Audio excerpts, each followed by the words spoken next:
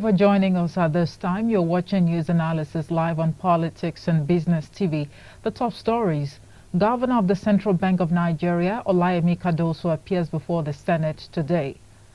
Naira strengthens at the official window amidst efforts to tackle the volatility of the currency. Governors calls for adequate concentration on food security in Nigeria. Details coming up shortly.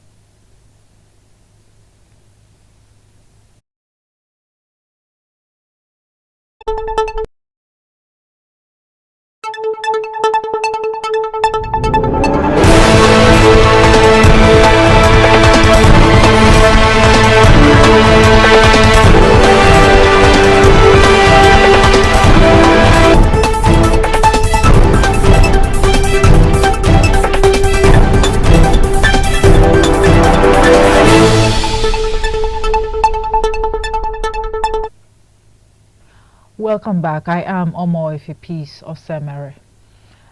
Now, the governor of the Central Bank of Nigeria, Olayemi Cardoso, has said that foreign portfolio investors want the country to carry out policy reforms to enable them to bring in their funds. Cardoso stated this on Monday while addressing concerns about the recent volatility in the currency market.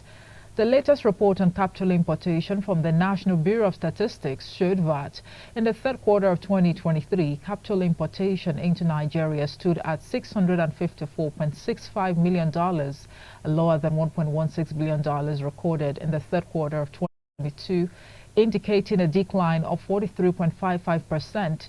In comparison to the preceding quarter, capital importation fell by 36.45%. from $1.030 billion in the second quarter of 2023, while other investments ranked top, accounting for 77.56%, that's $507.77 million of total capital importation in the third quarter of 2023. Portfolio investment was 13.31%, from foreign direct investment brought in at 9.13%. Now, the House of Representatives has announced the commencement of the second edition of its sectoral debate and dialogue as part of its periodic policy brief series. This was contained in a statement issued on Monday night by the House spokesman, Akin Rotimi. According to the statement, the program has been built for the financial sector and is scheduled to feature key stakeholders in the sector, such as the Minister of Finance, Minister of Budget and Planning, Governor of the Central Bank of Nigeria, and the Chairman of the Federal Inland Revenue. The Clerk of the House of Representatives, Yahaya Danzaria, confirmed this in a communication titled Notice of Sectoral Debates with Financial Sector Stakeholders. And Naira strengthened at the official window on Monday after the Central Bank of Nigeria Governor Olayemi Cardoso reassured that the bank was making effort to tackle the volatility of the currency. According to data obtained from the FMDQ, the local currency appreciated by 1.09% to close at 1,490 naira to the dollar at the official forex window. The dollar was sold for 1,435 naira per dollar on Friday. Recall that the naira dropped significantly to an all-time low of 1,482 per dollar last week, Tuesday, at the official window, defying effort by the Apex Bank and the federal government to boost liquidity in the foreign exchange market. However, the local currency has rebounded after a series of policy announcements from the CBN. The Bureau de Change Operators said the naira did not fare better on the parallel market, trading between 1,140 naira to the dollar and 1,460 naira at the close of trading yesterday. The naira closed trading on Friday at 1,450 naira to the dollar at the alternative forex market. The Federation of Nigeria Pharmaceutical Industry Associations is proposing the creation of 600 billion naira pharmaceutical manufacturing development fund at 5% interest over a minimum of 7 to 10 years tenure. According to a statement yesterday, the group made the call during a forum hosted by the association in honor of the coordinating Minister of Health and Social Welfare, Professor Muhammad fund would support the local production of active pharmaceutical ingredients, vaccines, critical supply chain interventions, and research and development, among others. Speaking during the event, the president of the association, Dr. Oke Akbar, enumerated the various factors that inhibit growth of the pharmaceutical industry in Nigeria. He explained that the fund would help strengthen the local pharmaceutical industry and reduce the high cost of drugs, making drugs available, accessible, and affordable for all Nigerians. You're watching news analysis live on Politics and Business TV. Still to come, Nigerian National Petroleum Company Limited explains the cause of long queues in some filling stations in Lagos State. This and more after the break. Do join us again.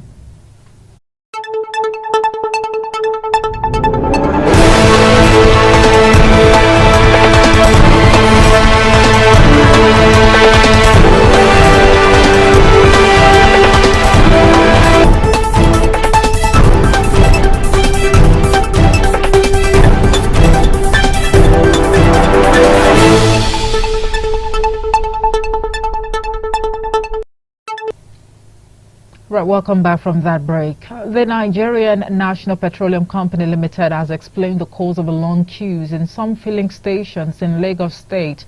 The NNPCL said the tightness was a result of what it called a brief distribution issue.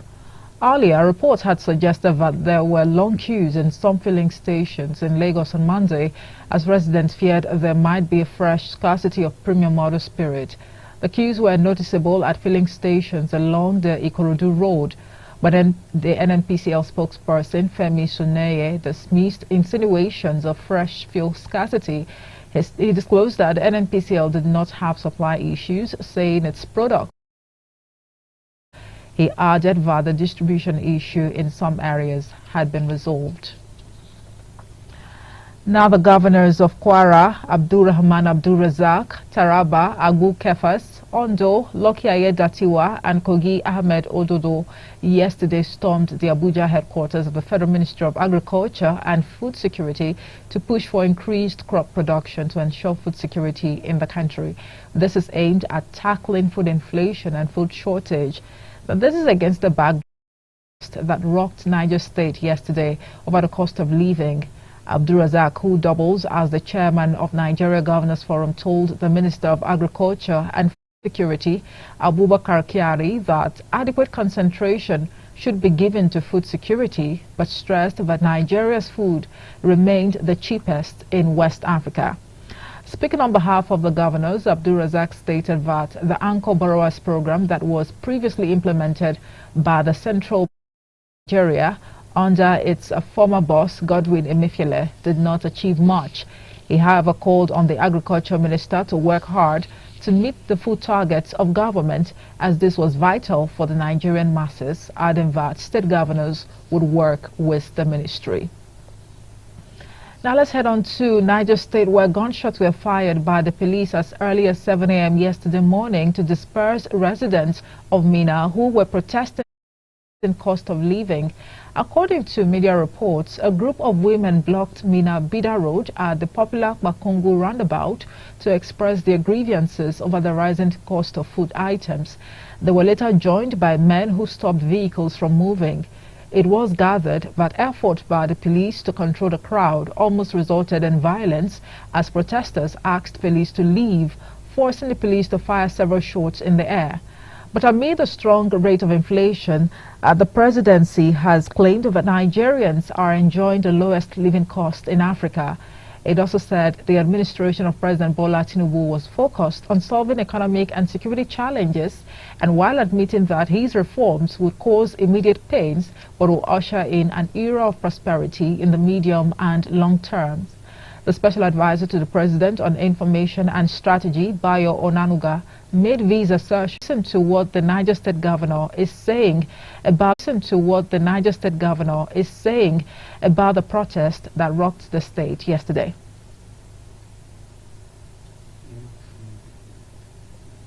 Yes, actually, we had restiveness of youth and women in Bakungu, and this was unfortunate. They were yearning and clamoring for reduction in price of food. However, since that time we've been in a series of meetings and we have discovered a latest happening in town and in Nigeria. So we have been talking to the Union of Road Transport Workers to take caution. A group of syndicates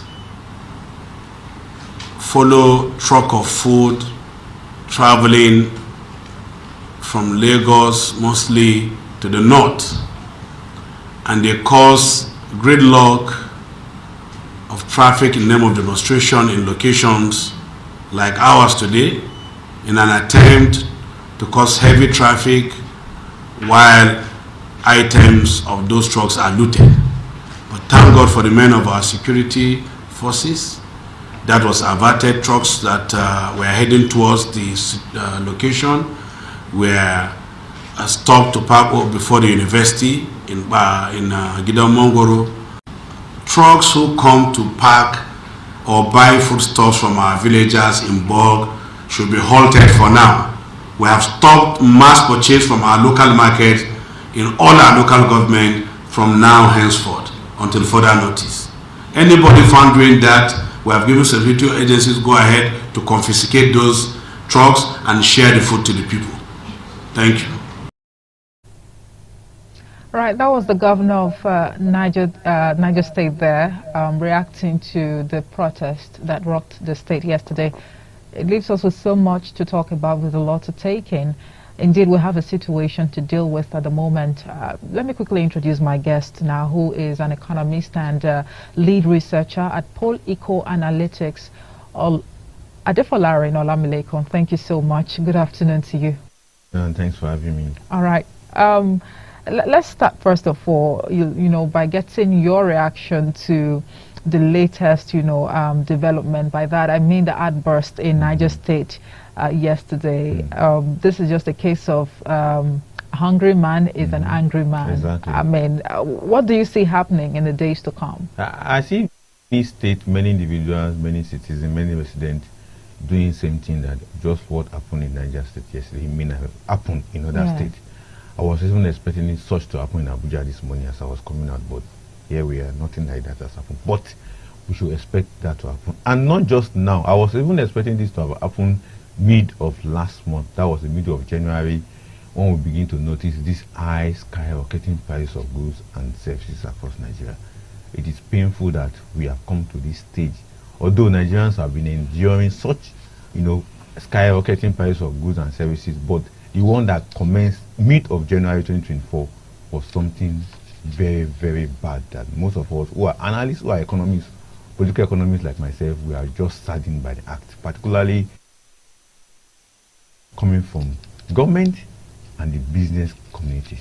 Okay, isn't it a tradition, or wouldn't it be intelligent to say that it is a tradition for, prices of foodstuff and other essentials to skyrocket at the beginning of every year? It is, but not the way it has now turned to. When it skyrocketed at the beginning of the year, or during the festive period between the beginning of December to end of December or first week of January, it's supposed to slow down, in a sense that activities, people buying here and there will slow down by second week of January. They'll be thinking of service aspect of the economy, not consumption aspect of the economy. And that's what we normally see traditionally for many years. I've been able to look at the economy of Nigeria and other part of the world. But in our own case, the activities slow down, the price is supposed to fall because there will be lower demand in the regards of consumptional product. But here we are, the consumption demand will drop, but the price keeps skyrocketing. Every 72 hours, price of goods change in Nigeria. 72 hours, meaning in 3 days, price of a particular product will change. But as I speak right now, it has reduced to 24 hours. Within 24 hours, price of every item change in Nigeria. So isn't that because there is an absence of price control? We can agree to that, but it is also as a result of function of the business community, because I'll put this on the table of the business community and the government. If we want to put out price control into the system, a lot of people will definitely stand against it, because they will say we are a liberalized economy, we are practicing capitalism, there is no need for government to bring out price regulation. Rather, government should use mechanism in terms of taxes as well as fiscal policy to control those prices. But it's not working for us. You get it? And why it's not working for us? Because the government have not yet understood the mechanism behind market strategy of economy. So how do you even, explain this when the governor of Kwara State, who is actually the one heading the Nigeria Governors Forum, yesterday he had a meeting with the Minister of Agriculture and Food Security, and all of this is in a bid to tackle the food crisis that Nigerians are dealing with at the moment. And then he stressed that Nigeria's food remained the cheapest in West Africa.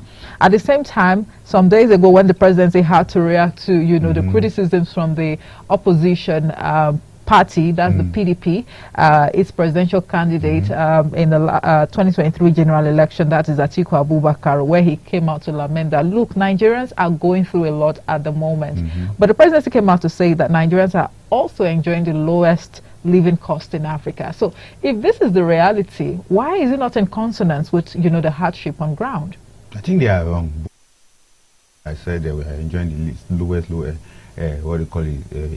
lowest cost of living, and the one that talk about cheap. They are both wrong. They are not. I don't think they are right. Wherever they got that data from, I think someone need to correct them and say, Mr. Governor, Your Excellency, you are wrong. It is not like that. You get it? So what I'm trying to point out is that what they are saying is just rhetoric statements to assure Nigerians, this is what is happening, don't feel too bad about it after all. No, the reality is that things are very expensive in Nigeria. We must take it, and they must be able to change that rhetoric to that level and narrate it in that way so that we can all know that we are in a bad situation. And that is how I see it. Now, on the other aspect of cost of living, in terms of just opposing it from the government angle, government have failed to do the right thing. You get it? And not doing the right thing has made it so worse to the point that people who are in charge of manufacturing this food or producing this food are taking advantage of the situation. I'm not talking about the ordinary farmers. The farmers are still suffering. The farmers sell their products as cheaply as possible. But the middlemen, because what we have been suffering in Nigerian economy, we have a third-party syndrome, whereby the third party are the one taking advantage of everything. In the forex market that the CBN governor was talking about, the third-party syndrome is there. They are the one taking. The syndicate that the governor of Nigeria State is talking about are there. They are the third party who buy this thing cheaply, bring it to the main market or hold it for a while and bring it to the market and sell at expensive price, including truck drivers, owners of truck drivers. They are the people making all these things to be very difficult because government on its own cannot have control over them. Okay, if I'm may comment, how do you what exactly is the yardstick to measure the cost of living or the living standards of the people or an average man on the street? It basically from on your labor economic principle, they will tell you based on income parity. That means the income level of the people, and they will join that income level with the global income level. Then they use the benchmark of the US or UK. For me, it's time we begin to look at inward and use our own system to calculate whatever we want to consider as basic income or income parity or benchmark and the rest of them. Because the more you look at those aspects of those foreign ones, the more you compromise the standard you're supposed to give to yourself. And that's why I found ourselves. And again, what are those cheap ways of getting people to eat well and drink well? It's very simple. It's just that the government have not been able to put their act together to ensure that this kind of policy that will help them to be able to address the issue of food price, particularly food price, end-use food price. When I mean end-use food price, meaning that the food that you just take from the table in the market and go home and cook and eat.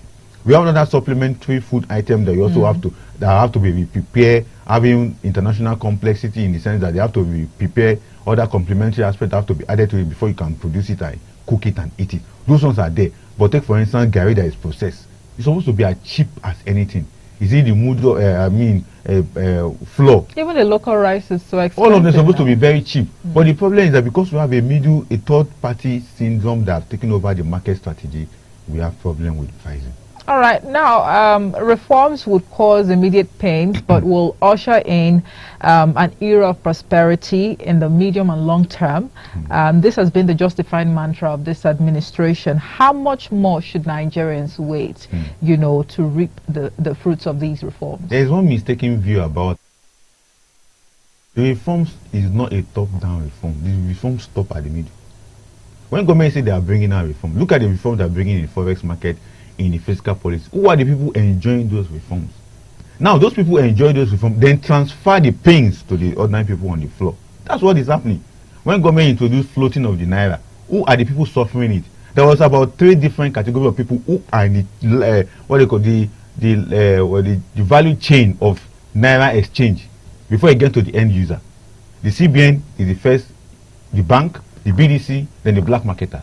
Each of them have their own price tag they put on each exchange of the naira. The BDCs, aren't they the black marketers? They are different. Okay. The black marketers, for Sheraton Junction, Lagos Island Avenue, those ones that hang on the roadside, very close to us, okay. Those are the black marketers.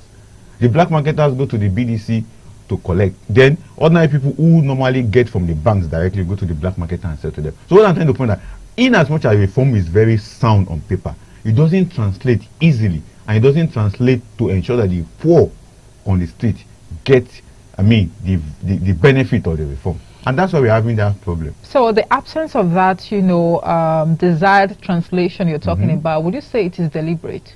It is now, because economy we are practicing. If you understand the principles of Nigerian economy, is it just a top middle principles of economy? When government release policies, it ends in the middle.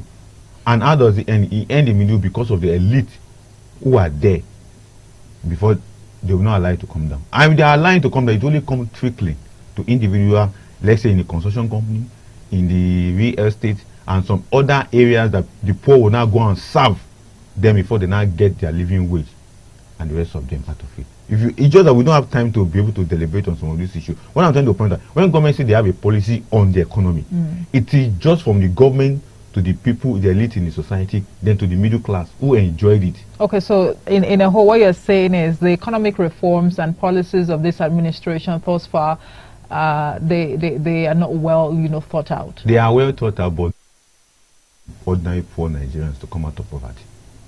A good example is the palliative that have been released. Who are the people collecting palliative? Civil servants, 35,000 wage award.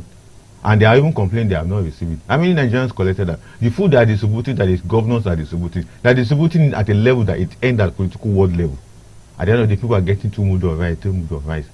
I know by the time the president comes back now, want to announce another palliative. He should not do that. That is not what we want in the economy. Let's take bag of rice, for example, the local rice here. Our very own rice that we're supposed to be proud of, right? It has become so expensive. Very expensive. What is the possibility that the price of, a 50 kg bag of local rice would drop in the months to come? It won't drop. Why? Everything to ensure that it drops. The businessmen want to make profit. We should understand this particular catchy around. So we should stick to importation of rice? No, not stick to importation of rice. Now, if you stick to importation of rice, it will still be very expensive. Now, government have made it so easy for rice farmers to manufacture, to process their rice, to build their rice and bring it to the market. But these guys will tell you they collect loan to start the business. There's taxes they are paying, even though most of us know that those taxes are cheap, as low as anything, but they will clamor on that taxes, and they will clamor on cost of transportation, they will clamor on cost of storage, and they will clamor on cost of logistics and distribution. Now, the people those rice farmers or rice manufacturer produce and give to the distributor has his own price tag, different from what the main manufacturer is giving, and that's why we have issue.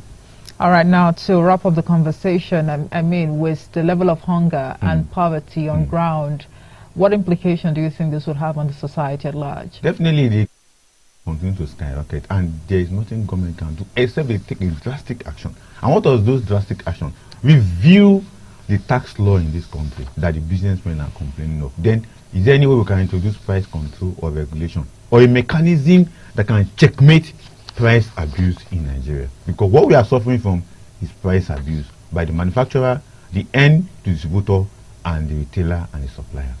Wow, what a way to end the conversation. I'm afraid we just have to leave it here now because of time. Adefolarin Olamilekon, an economist and lead researcher at Politics. Thank you so much for talking to us. Thanks for having me.